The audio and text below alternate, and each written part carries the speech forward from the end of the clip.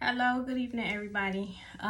So I've been on y'all this video for probably a month now, but I'm always trying to wait until I get cute, and I can't do that. So sometimes y'all gonna see me on here looking comfortable at home because it's just time. My time is very limited. So this video that I owe you guys is about why buyers need to wait until they're pre-approved before they start shopping for a house. Anytime I sit in front of this camera and type any post or record any video, is because it's something that I've experienced. I'm not making nothing up. I'm not making up no hypothetical scenarios. I'm telling you what happens and how you can avoid that from happening. So I don't take anybody out looking for houses until you get pre-approved. You shouldn't even want to go looking at houses until you get pre-approved. You shouldn't even be picking out no houses. So I have buyers that shop online, search homes online, and they get attached. They pick this one house that they're attached to. That's the one that they want. And sometimes you look at the numbers, on that website that tells you, oh, your payment could be $1,500, and then but the house is like $300,000. A $300,000 house is not going to be $1,500 a month. What you fail to realize is that you're not reading the small print. The small print will tell you that $1,500 is principal and interest only.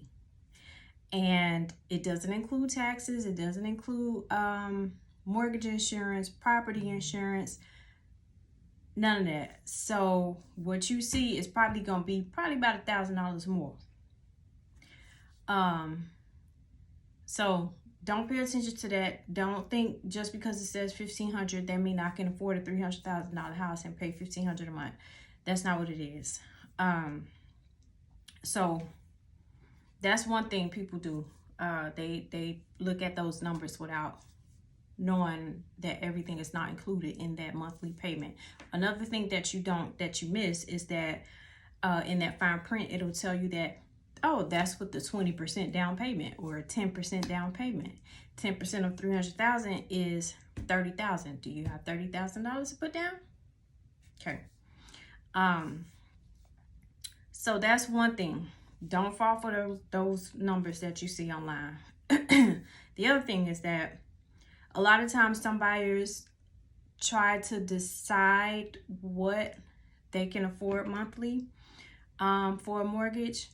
But what you have to understand is that it's not up to you. It's up to the lender. When you apply for a mortgage, the lender tells you, send me your documents, send me your pay stubs, your W-2, your bank statement. And that's because they have a ratio. This much of your income can go towards a mortgage, and the rest of this can go towards, your other bills, your other monthly obligations. They determine how much you can pay per month. Now, the only time you get a say in what you pay monthly is if they tell you, oh, okay, well, you can go up to $3,500 a month. Then you can say, that's when you can decide what you want to pay. Some people are, even if you qualify for $3,500 a month, you may not want to pay that much. So at that point, you can say, I don't want to go that high. I want to stay around $2,700. Okay, that's the only time you can decide what you're going to pay monthly, is if you're coming down from what the lender has already established as your max loan amount. So that's the second thing. Now, the other thing is that getting pre-approved first, or at least when you do it with me and my lenders, we're going to tell you, or they're going to tell you, I'm not a lender. The lender is going to tell you, or I asked them to share this with you because not all lenders do it. And I made a post in a home buyers group that proved. There are some lenders that will withhold that information. They're not transparent with you. They will not tell you what your estimated monthly payment will be, what your cash to close will be. They will not tell you any of that up front. So if you're working with somebody else, not me, make sure you ask those questions. You should know that information. That's nothing that that you should be ashamed or nervous to ask. You need to know these numbers up front, because I ask my lenders to do that before I take you shopping. They'll tell you you qualify for $450,000 without telling you what the monthly payment will be or how much cash you need to close. And then once we go shopping, you excited about $450. $450 gets you a nice house in Houston. So we go shopping for a house for $450. Then you find out, well, this is how much cash you need to close. This is what your monthly payment will be. And you're like, whoa, I didn't want a $3,500 mortgage. That's too much. Now, guess what? You just wasted all my time. So that happens. It's happened a number of times until I learned my lesson. So you got to know what your monthly payment is going to be before you start looking at houses. Why would you want to drive around using people's time and gas, using your time and gas, looking at all these houses without knowing how much it's going to cost? You need to know your limit before you get in your car. So working with me, we are going to find all that out. It's, of course, you know, everybody get excited about shopping, looking at houses. Yes. That's the fun part. But we got to take care of business first. Business is numbers. We need to work these numbers out and know what they are before we go anywhere. Because I don't want to show you any houses that you fall in love with, not knowing how much it's going to cost you monthly or how much cash you need. Then once you find out, after we've spent, 2 weekends in a row looking at houses, we both could have been doing something else with our time. Because once you find out, that monthly payment is going to be too high for you, then you're going to say, okay, that's too high. Let's bring it down from $450 to $350. Now we got to start all over. We just wasted all that time. So working with me, we not doing that. Yeah, we're going to work these numbers out. It's not fun, I know. But you are going to have a much better experience, much smoother experience, less surprises when we work all that out on the front end. So we need to know, anybody who's buying, whether you're working with me or not, you need to know, you let your lender know what you're comfortable with monthly. Then they'll let you know what you qualify for, if it's that much, if it's that amount, if it's high, if it's higher, or if it's lower. They'll let you know what you qualify for. But we kind of ask, what are you comfortable paying monthly, just to get a ballpark figure of what type of house or what area or what price point to kind of search in. So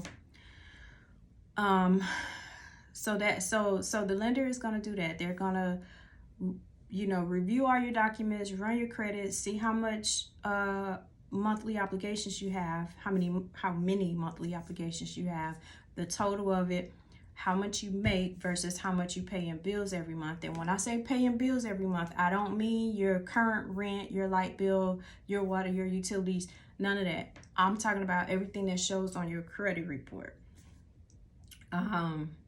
So your credit cards, your car loan, student loan, personal loan, anything that shows on your credit report, that's what's counted in your debt to income ratio. The reason they don't count rent is because if you're making this purchase, you're buying this house as your primary resident, then you won't be paying that rent anymore. So that's why they don't include rent. Now, in some cases where some people don't have any credit, then they will try to work your monthly, your rental history and use that as your credit in lieu of, not in addition to, credit that you already have. If you don't have any credit established, then that's a route you can take. But other than that, they will not count your rent in your debt to income ratio or your credit. So, what's another reason? The cash to close, like I said. Speaking of cash to close, when y'all save money to buy a house, use it to buy a house. Don't be scared to spend that money. I mean, I have met so many people over the years that, they say, I want to buy a house. I'm about to save $1,000 a month or $500 a month, $200, whatever you save until you get to this certain dollar amount. You get to that dollar amount, okay, I'm ready to buy my house. Then they don't want to spend the money. Especially after we've, started shopping and picked out a house, and you don't get attached to that money. You saved it for the purpose of buying a house, so use it. Don't waste people's time doing all this shopping, and then when it's time to cut the check, you attach to that money and don't want to spend it, don't want to let it go. Don't do that. If you save the money to buy a house, buy a house. If you're not ready to let it go, don't start the process. Wait till you save up a little bit more so that you can have some cushion left and say, this is for the house, and this is going to stay in my savings. When I ask you how much money you have saved for your down payment, if you know you don't want to spend everything in that you have in savings, don't tell me everything you have in savings, because what you tell me, that's what I'm going to be working on. If you tell me I got $10,000, okay, then I'm going to try to get your closing costs, your cash to close, to $10,000. If you know in your mind, I still want to have $2,000 or $3,000 left over, I need some cushion, then don't tell me you got 10,000. Tell me you got 7 or 8. Then I know what we working with. So that's important. I hope all of this makes sense, and I hope it helps. Do not be afraid to ask your lender, what's my cash to close? What you do is you ask for a loan estimate. As soon as they give you a pre-approval, ask for a loan estimate. If they tell, some of them going to say, well, I can't give you a loan estimate until you're under contract. Okay, whatever. What's my interest rate? What's my monthly payment? What do you think my cash to close will be? They can get, a good lender can give you some good estimates without being on the contract. If they cannot, if they tell you they can't, I don't know, you may want to find yourself another lender. But a good lender will be able to give you some estimates. Now, when they give you these estimates, don't marry these numbers. Just use it as a ballpark figure. It helps you know if you're ready or if you're shopping, in the right price range. So, don't do that. Don't shop without knowing how much a house is going to cost. One of my latest ones I had, she was moving very fast. So that's another thing. Don't do that. If you're going to try to work with a realtor, don't move ahead of the realtor. Let the realtor do their job. Okay. So she moved ahead of me. She started picking out houses and getting information from the salesman before she called me. About their incentives and everything. Had no clue what she qualified for, had no clue what the payment would be on a house at the price point that she was looking at.